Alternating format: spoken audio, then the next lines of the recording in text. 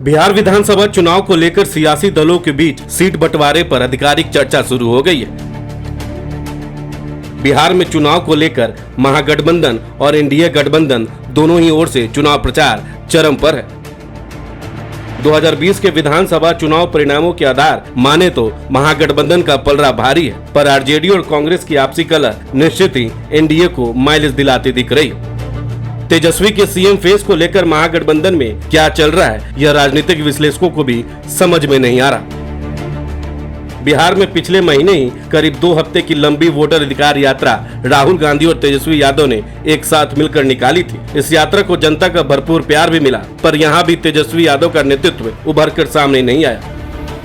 India गठबंधन में तेजस्वी यादव को बिहार का सीएम उम्मीदवार घोषित करने को लेकर सस्पेंस बरकरार है। बिहार विधानसभा चुनाव 2025 से पहले महागठबंधन में मुख्यमंत्री पद के उम्मीदवार को लेकर मतभेद सामने आ रहे हैं। जहां राष्ट्रीय जनता दल ने एक बार फिर से तेजस्वी यादव को अपना मुख्यमंत्री उम्मीदवार घोषित किया है, वहीं कांग्रेस उस मुद्दे पर खुलकर कुछ भी कहने से बच रही है।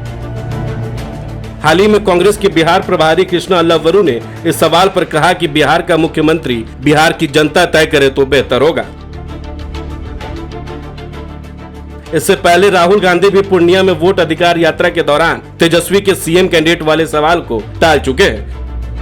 आपको बता दें कि राहुल गांधी पूरी यात्रा के दौरान तेजस्वी को महागठबंधन की ओर से सीएम कैंडिडेट बोलने पर परहेज करते दिखे। तेजस्वी खुद अपने आप को बिहार का सीएम कैंडिडेट बताते रहे, पर राहुल ने एक बार इशारे में भी उन्हें सीएम का फेस स्वीकार नहीं किया। हद तो तब हो गई जब बुधवार को दिल्ली में प्रेस कॉन्फ्रेंस के दौरान कांग्रेस के बिहार प्रभारी कृष्णा अल्लावरू ने यह कह दिया कि बिहार का सीएम जनता तय करेगी। इस तरह एक बार फिर कांग्रेस ने तेजस्वी यादव को सीएम कैंडिडेट मानने से इनकार कर दिया है।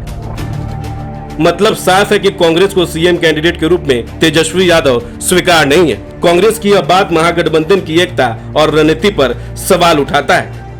सवाल यह भी उठता है कि आखिर कांग्रेस तेजस्वी यादव को सीएम चेहरा बनाने से क्यों बच रही है। मुख्यमंत्री पद के उम्मीदवार के अलावा सीट बंटवारे को लेकर भी कांग्रेस ने अपना रुख साफ कर दिया है। दिल्ली में हुई कांग्रेस की स्क्रीनिंग कमेटी की बैठक के बाद अल्लावरू ने मीडिया को बताया कि गठबंधन में शामिल सभी दलों को कुछ सीटें छोड़नी पड़ेगी। उन्होंने कहा कि सीटों का बंटवारा सम्मानजनक और संतुलित होना चाहिए, ताकि यह न हो कि एक पार्टी को सभी अच्छी सीटें मिले और दूसरी को खराब। कांग्रेस ने स्पष्ट कर दिया है कि उनका लक्ष्य विनिंग सीट हासिल करना है, जिसके लिए संतुलन बनाए रखना बेहद जरूरी है। दरअसल कांग्रेस बिहार में अपने खोई हुई जमीन को फिर से प्राप्त करना चाहती है। 1980 के दशक तक बिहार में कांग्रेस एक प्रमुख शक्ति थी, लेकिन 1990 के बाद लालू प्रसाद यादव, नीतीश कुमार जैसे क्षेत्रीय नेताओं के उभरने से उसका प्रभाव कम होते बिल्कुल खत्म हो गया।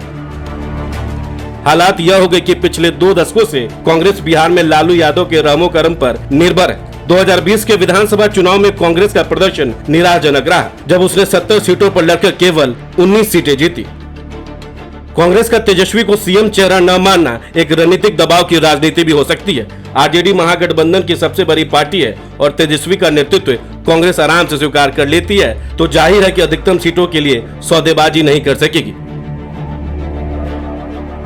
2020 में कांग्रेस को आरजेडी ने 70 सीटें दी थी, लेकिन इस बार पार्टी जिताऊ सीटों पर जोर दे रही है, जैसे कि वह क्षेत्र जहां उसका जनाधार मजबूत है या जिन क्षेत्रों में मुस्लिम और दलित प्रभावी हैं। पिछली बार आरजेडी ने कांग्रेस को 70 सीट देने की उदारता तो दिखाई थी, पर अधिकतर ऐसे विधानसभा क्षेत्र थे जहां आरजेडी या कांग्रेस की दाल नहीं गलने वाली थी।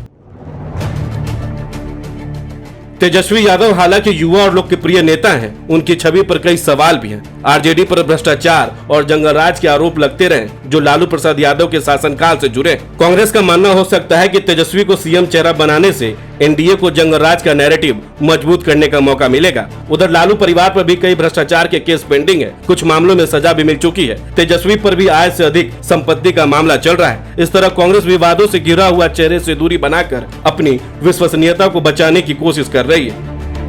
कांग्रेस का रुख आरजेडी को यह संदेश देता है कि वह बिना शर्त गठबंधन की शर्तें नहीं मानेगी। तेजस्वी को सीएम चेहरा न स्वीकार करके कांग्रेस यह सुनिश्चित करना चाहती है कि गठबंधन में उसकी आवाज सुनी जाएगी। हालांकि यह रणनीति बिहार में गठबंधन की एकता को जोखिम में डाल सकती है, पर कांग्रेस के लिए सौदेबाजी से इससे बेहतर कोई और रास्ता भी नहीं है। 2020 के बिहार विधानसभा चुनाव में कांग्रेस और आरजेडी ने मिलकर चुनाव लड़ा था और तेजस्वी यादव को सर्वसम्मति से सीएम उम्मीदवार बनाया गया था।